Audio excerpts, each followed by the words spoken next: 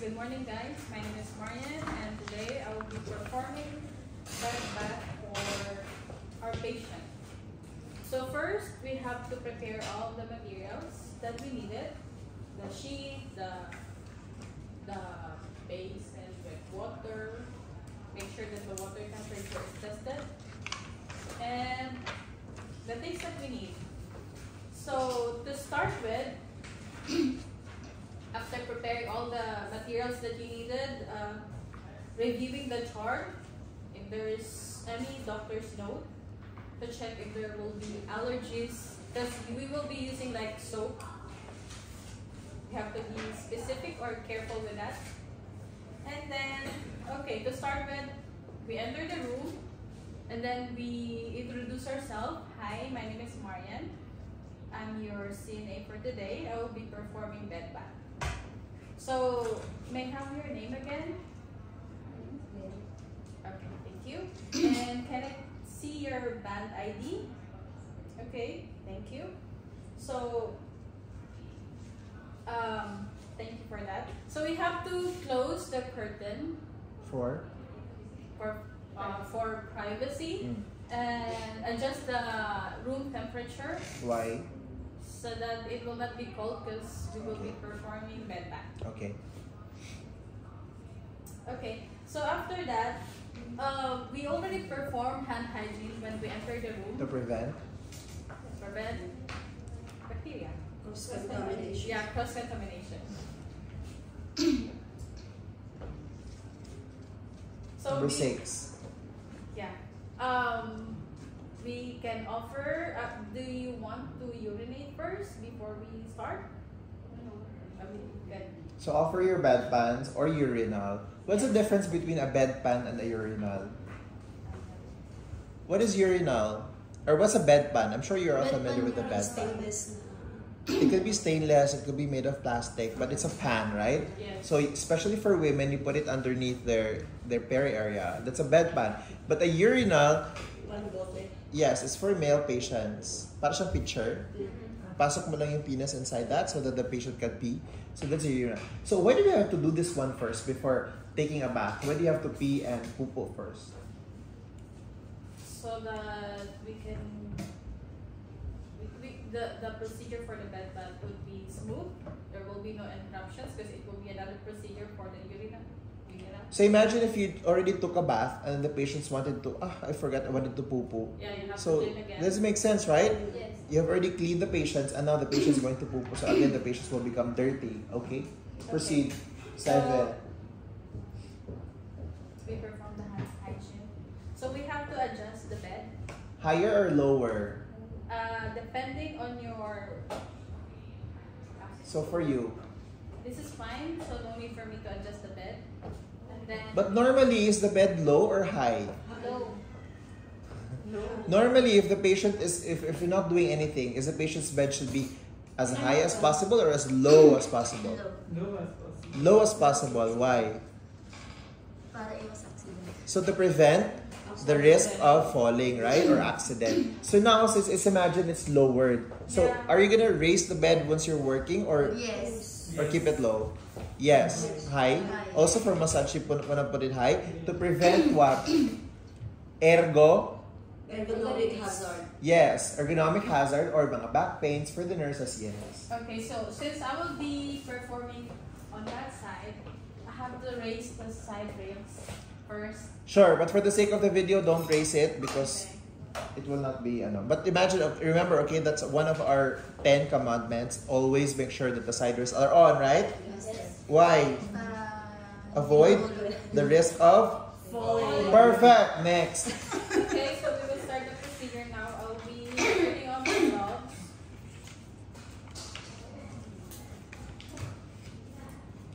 So the gloves is on, not next.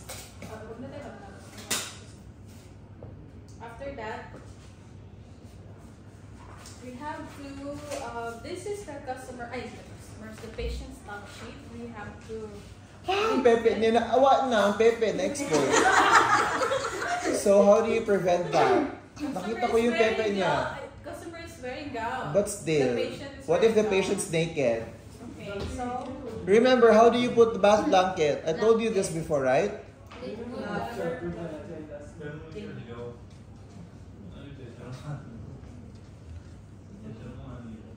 Sige, buksan mo lang.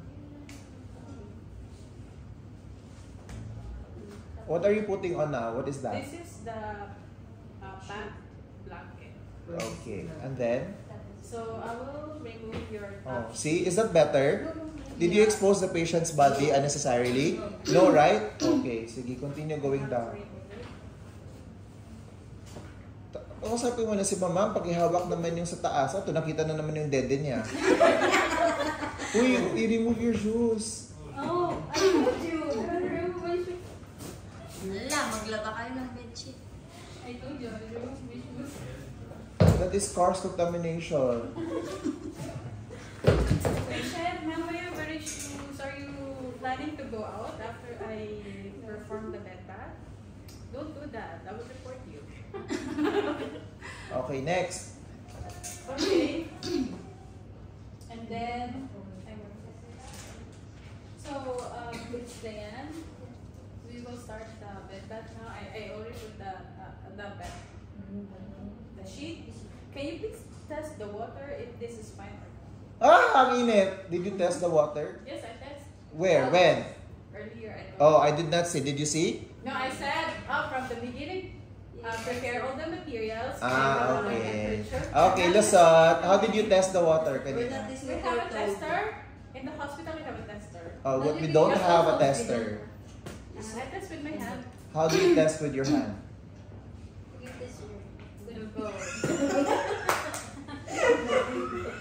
But why is it I saw in the video they're allowing the patient to touch from using their hand, touch the water? Because Is you it already okay? tested it as per your My research, as per your assessment, the water is already okay. Okay, So there's no harm to let the patient yeah. test it with their hands. Okay, so the water is okay, the temperature is okay. So first is we have to.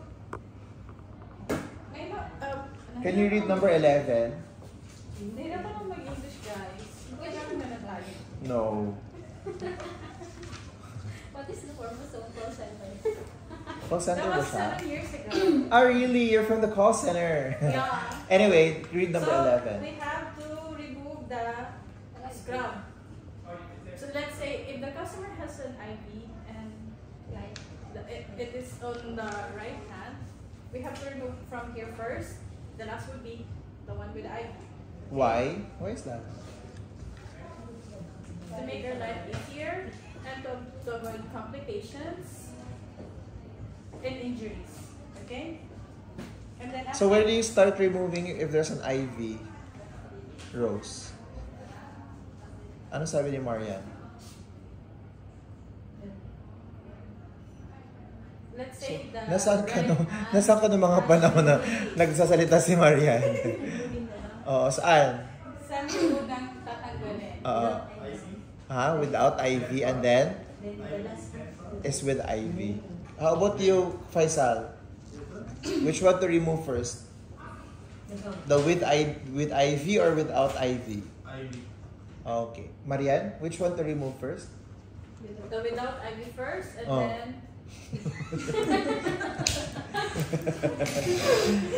So hindi nila naintindihan, Marianne, why the... Huh? okay guys, have What you is tried- IV? have You know what's an tried IV? The dextrose. Dextrose. So remember you have the tube here and then stick here. There's a like a drop, right? So she said that you have to remove the gown of the patient's gown from the other side without the IV first. So remove it, it's easier, it's faster, it's more convenient. And then take out the last with the IV and put it on the gown and then put it back on, right? Mamaya tatanungin ko yun, hindi na naman kayo makasagot. Continue! Okay, then let's put this here. And we will have two cloths. Towels. First is the other one will be the one who will be wet, and then put this soap Can we remove your eyeglasses, ma'am?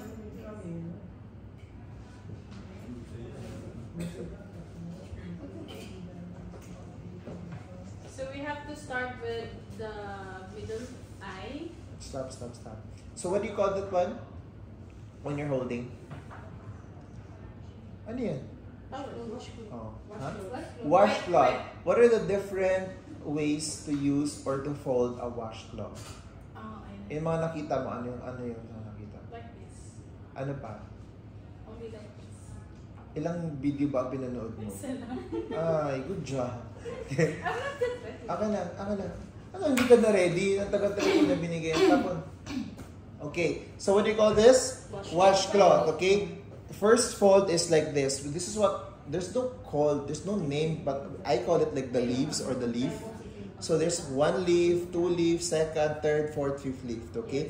So you can use one side, but don't use this over like this area like that. So if you want to move to a different area, use the other leaf or the second leaf. This is to prevent cross-contamination. So you want to put soap and then wash my face with this, and then this one, wash the back of my ear, something like that, okay? What do you call this? Leaf method, okay? Next is the mitten method, okay? Mitten is you just have to put this one. If you notice, ako dito na lahat para makita sa video. So if you notice, as much as possible, put it dito sa may thumb na area so to keep it safe, okay? And then, iikot mo lang siya ng ganyan. Okay? And then, fold it as close to your thumb, and then you have to insert it here. Okay? Then you can use this to wipe the face or the bigger area of the body. Okay? And then, wash and then do again the mittens. Okay? This is the mitten method. Okay. Alright? Now, another method is, they call it the triangle. So, para lang siyang triangle na ganito. Triangle lang siya na method. Ano ba yun? Ganito nga yan. Okay? And then, you use this one para mag-wipe. But there's really no such rules or hard rules. It's just that the important principle there is to prevent cross-contamination. So only use one side for each part. Okay. Can you do the mitten? Okay, then continue. Let's start with the eyes. Eye, the inner, outer. What is inner, outer? Can you do it to your face first? Like this. Inner and outer. Okay, and then? Ay, bakit may makeup na agad? Yung gagamitin ko is yung ano, ganito. So let's start with the inner eye. Okay. And then the other. And then So this one is only wet. Did you put soap? yes, I did. Do you put soap on your eyes? No.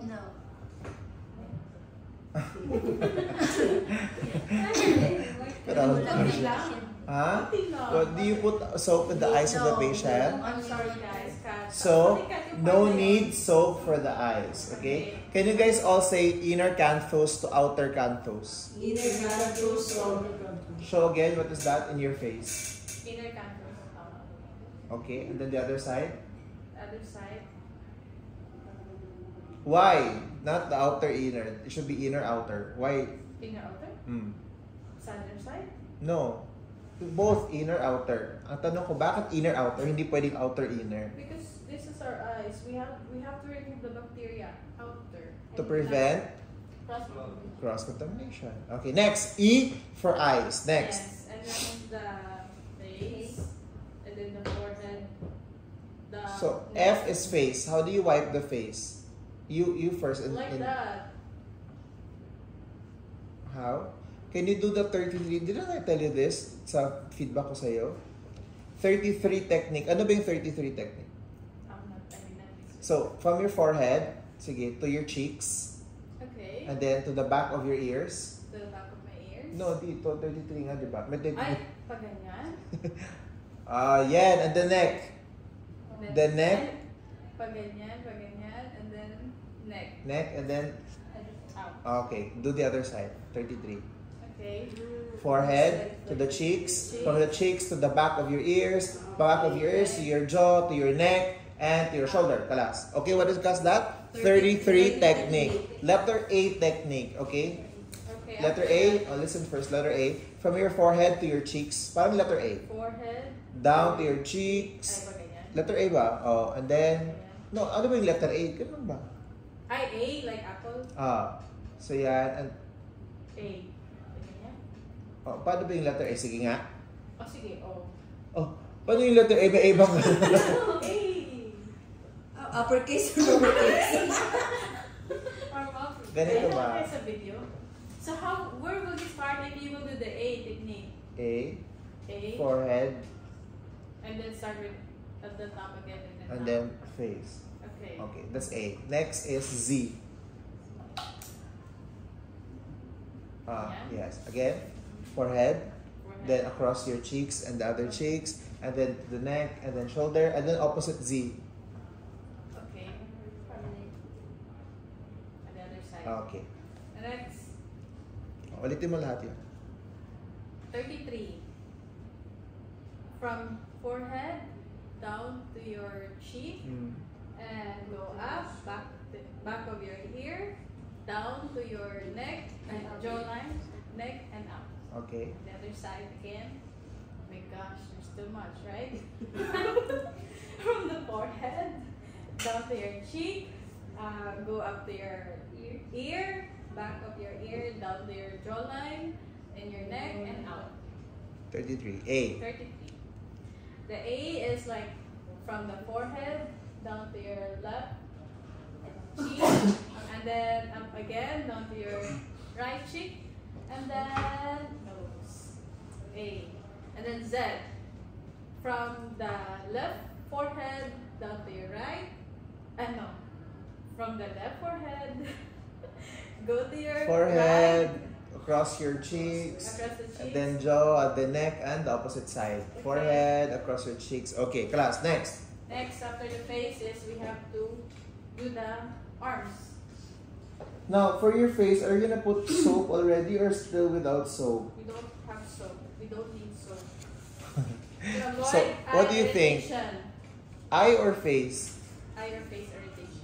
Maybe customers has a delicate skin. So, let's all agree. For eyes, with soap, without soap. Without soap. For face, Only apply appropriate. what do you think? For the face, do you put soap on your face? When you put Right, soap, yes. Yes. So I guess it will depend on the patient if the patient wants it or maybe the patient's allergic. So yes or no, it depends. Yes. Depending on, it's a case-to-case basis. Okay, then we move to the arms.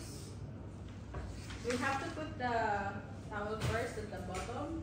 No, sorry. How do you clean the ears? Ears with the cotton buds. How? Wala. So no, don't use cotton buds. You use your towel. Can you share the towel going like this? Okay. So use the towel, clean it from inner to outer. Inner to outer. Inner pina to outer pina. Inner pinna. Ay, dito lang dito, sir. Yung inner pina, tapos hanggang sa With the likod. cotton buds. Okay. Cotton buds or towel? Towel, we don't use cotton buds. So we need to use like very thin towel. for Or that. wet wipes. Yeah, wet wipes. We have wet wipes. Okay, let's pretend that we finished cleaning the ear. No, let's not pretend. Let's Okay, do. let's do it now. No excuses. Sir, we have to save our time. Then magbilisan mo na, push mo na. Okay, let's start with the cleaning for Hindi the namin kasi nakikita, do it to yourself or dun sa kabila. Sapat daw. Dali. Inner and then outside? Like this? Yes. Yes. And do the other side with the opposite side of your tissue. Inner, up, out. Okay. Why inner out, not outer inner? We want to get out of bacteria. To prevent? So, cross-contamination. Bilisan mo ang oras. Okay.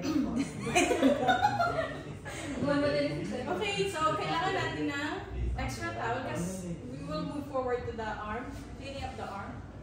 Lagyan natin sa ilalim. Hindi natin nakikita, gamitin mo yung isang arm. Ha? Dito ka sa kabilang arm.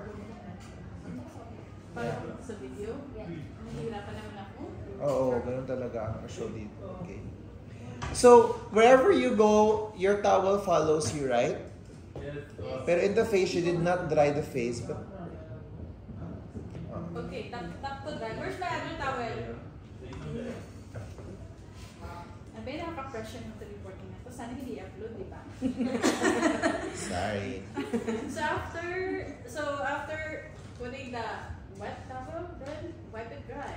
So, can you put in your notes, rinse, ano ba yun? Wet, ano ba yun? Rinse and dry. Oh.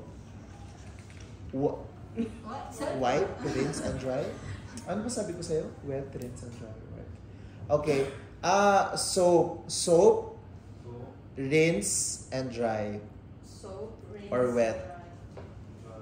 All the time, okay? So whenever you put soap or you put water or you wet the part of the body, you have to rinse that with the clean water and then you always keep it dry. Okay. So now in the face, we have washed the face, we have rinsed the face, and then we have dried the face. We have dried the Now let's go to the arms. So like what I've said, put the dry towel under the arms so that the bed sheet will not be wet. So this is our wet towel. We have to start from here, in the middle of the finger, go up. And then after cleaning that part, then wet and dry. Or you can use this also, wet and dry. And then after that, we will move to the chest area. Guys, pag nag-ano ha,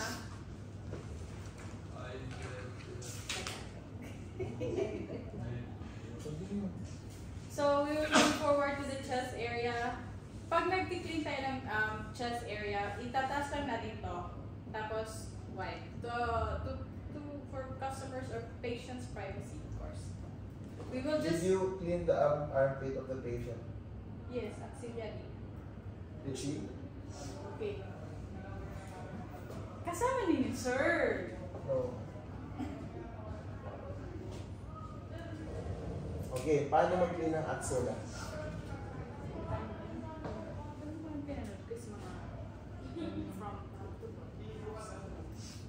Tama ba? No, baliktad. Tama. Pataas. Yes. Okay. Again, long circular motion, tapos isang stroke axilla going outside. Oo, yung dumi sa kilikili, ilipat mo sa lahat ng kamay. Isang stroke lang pataas, away, outside. Ganyan. So, for the arms, it should be long circular motion, okay? So, gamit tayo ng mittens. Okay? Now, long circular motion, okay? Long circular motion, okay? Wash, rinse, and dry. Wash, rinse, and dry. And then, long circular motion. And then, isang stroke sa kilikili going outside, okay? Wala ako yan. Joke na. So, long circular motion, and then one stroke. Okay. Ganon din sa legs ang concept, long circular motion. Okay? And then, hakal. So, we skip the hair shampoo. We should do it later. And then arms are armpit, band, chest. What to do with chest? Same thing. Wash it. Wipe it with wet. Now, for the sake of demonstration, this is very good. She did not expose the breast. Okay? But for the sake of demo, we will expose the breast. For the sake of demonstration, let's see what's happening inside. Okay? So, it's breast for women and chest for men, right? Okay, yes. So how do you clean the breast if your patient is a woman? Wipe and then check the Yeah, below the breast. to check if there's cuts or any skin. So how do you clean the check that or clean? So how do you hold the breast? So like your breast. Sige, paano? Paano malilimutan sa lang sa baba ng breast mo? Okay? So, ganito ba dapat ang maghawak ng breast? Paano ba tayo naghawak ng breast ng patient? Ha? Like this. No. That's how you hold the breast of your girlfriend. But if it's your patient, you have to use the other side of your arms. Okay? And then, ikaw kaya ma'am? O lilisin natin sa baba? Babae naman. Babae Hindi, sa babae. hindi ba pwedeng gano'n? So dapat erase mo ng gano'n, tapos linisan. Why do you have to clean this side and then this mga folds? Nagkaroon ng friction, tapos nagpapawis din kasi. Yes, okay. This is moist na area, right? So we want to clean that, okay? O, clean. O, clean sa baba. Paano? Paganyan? Ano ka ba, left ka ba or right? Right-handed. Then use your left. This one. And use... Paganyan? Hindi ganito yun. Ang mahirap naman. Ganun mo yun. Siguro pwede Kung gagawin mo na lang yung may comfortable ka. Okay, next. Pagkatapos, sa abdomen, kailangan, gagamit tayo ng cotton swab para sa puso, linisin ang puso. Okay? Tapos sa paa. In abdomen, what is important is the folds. You have to make sure that you unfold the folds. So, and then you have to clean and dry, okay? So, wash. What? Rinse and dry. Okay. Next is legs. Legs. Where's your towel na? So, follow your, kung saan ka pupunta, follow yung towel. Dito na. Oh, mapapakalimutan ko.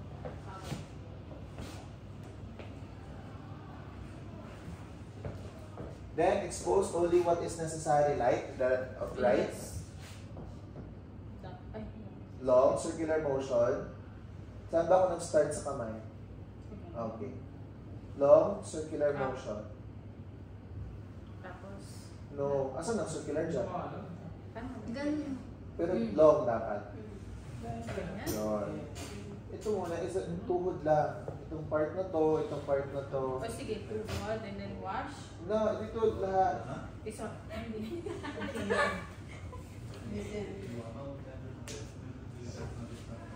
So, mag-wash tayo, dapat long circular motion, okay?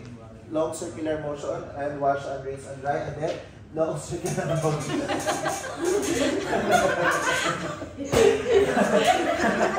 Matagal na bang mula mag-awak sa'yo? Kawawa ka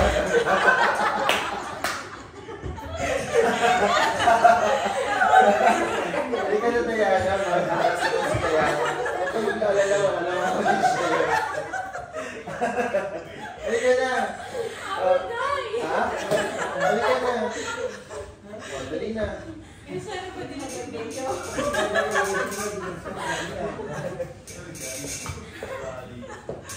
Okay, after that, whatever procedure that you did on the left leg, do the same to the right leg. Tap and dry. Okay? So, we have to move forward cleaning the back.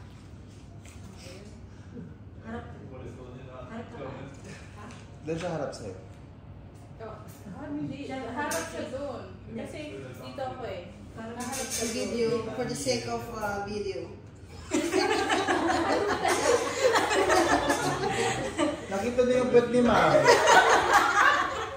Ma'am, hindi pa ako ready. Sige, same like that, sir.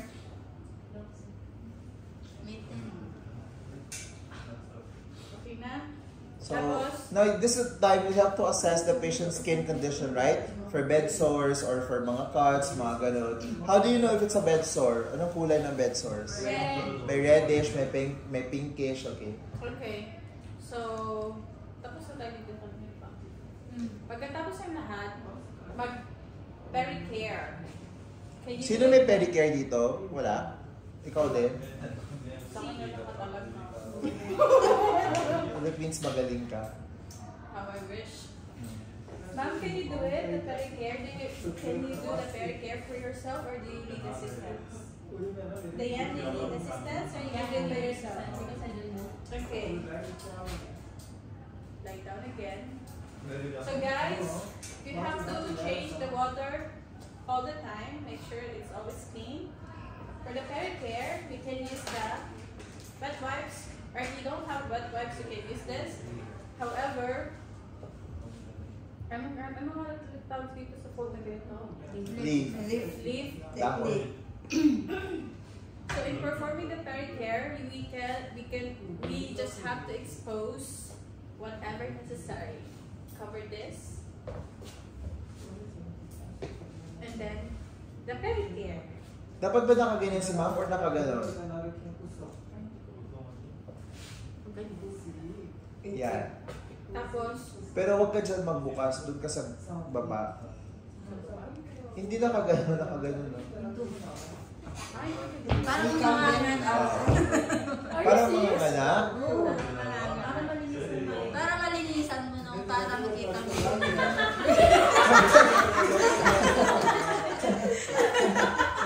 Ako na lang.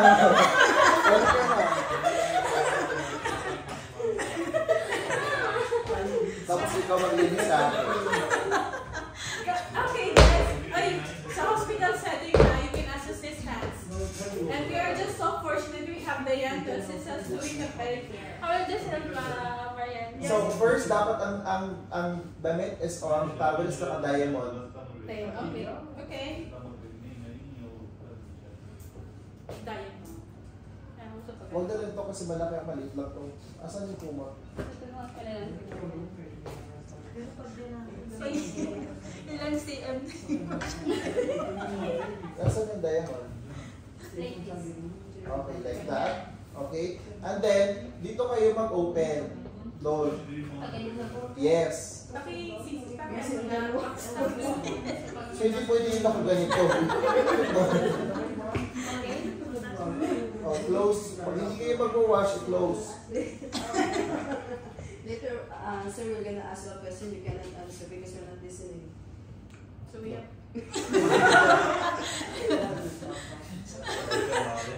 Ilang cm? Sabi ng asawa ko. ano tawag doon sa check yung ilang sising ah? CM. Push na ba ko, Dok? Okay, push! And 1, 2,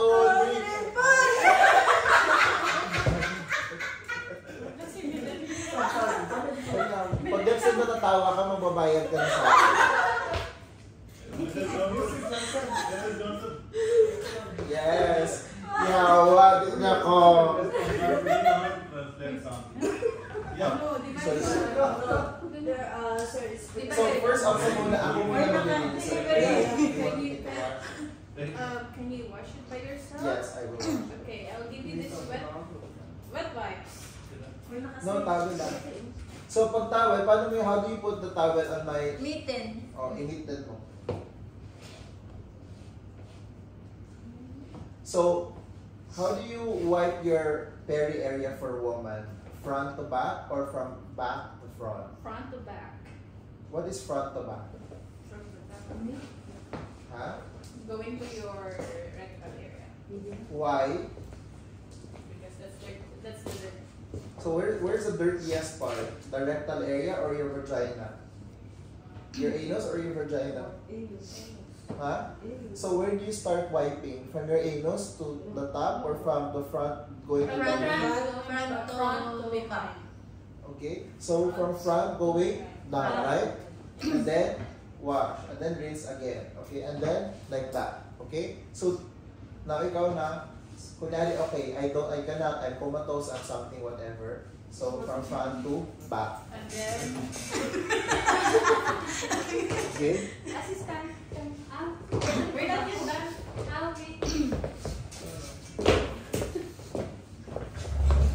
So pagtapos na harapan, sa likod naman, No, let's do the ano. Can you draw the peri area there? sige, hindi ka na mag-draw. Magaling ka mag-draw ka lang. Tumayo ka na dyan. Nasaan yung marker? Ito.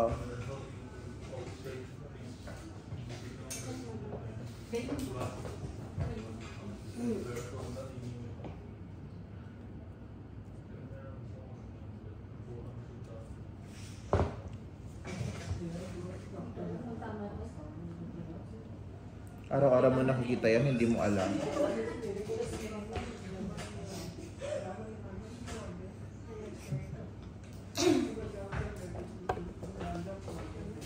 Ang laki naman dito.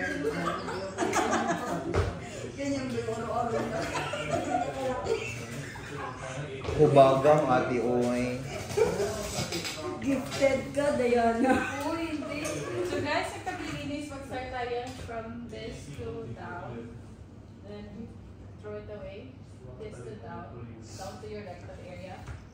And then another side down. And then side down. Sorry, to your rectal area. And then, Sa gitna. after... Yeah, tapos na. Dito, dito, dito, dito, dito, dito, and then that's in the middle. Down to your rectal area. What do you call this outer side? Ano ba yan? Legs ba yan? Tita. Labia. Singit-singit. That is labia majora, and then yung sa gitna, labia minora, and then you have your vaginal orifice or vulva. Okay. So where do you start again? By parts? Labia majora, front to back. The other labia, front to back. Use the other side of your tissue or your Of course, we have to labia. always change if you will be using wet wipes. Always change. Throw it away. Okay, and then? And then down, put behind. Okay. And then wipe the dry. Mga Okay. singit-singit, make sure that it's dry, and then make sure there is no cuts or anything, skin conditions, Okay. because you have to report it to the nurse. Okay. And then after that, yung sa likod naman, pag ganito siya guys, sa likod, pag ganyan, pag ganon. So from sa likod, ano ba dapat? From your anus going to the Ay, yung hindi back? ka sorry. From anus up, and then anus up. Why not going down? Babalik natin. Hindi natin babalik. Why? Prevent Why? cross-contamination. Okay. Okay. And then, now your patient's clean, wash, rinse, and dry. The patient's dry. What's the next step? Number 31? Kailangan pa. Protect with below no patient or clean. So, pagkatapos Kaya kailangan ko pa hair shampoo. So, ibabalik ka natin yung suit ni patient. Pero kung may bago, pwede natin palitan. Susutan lang natin si patient ulit. And then, pagkatapos So sabi dito, help the patients to put on a clean gown. So is it a new gown or the old gown? New gown. New gown. Doesn't make sense, right? So, okay. And protect the pillow with a towel, groom patient's hair. Okay. Do you understand? Any questions so far? That this is a bed bath. Now let's Yes. proceed with the hair shampoo. Hair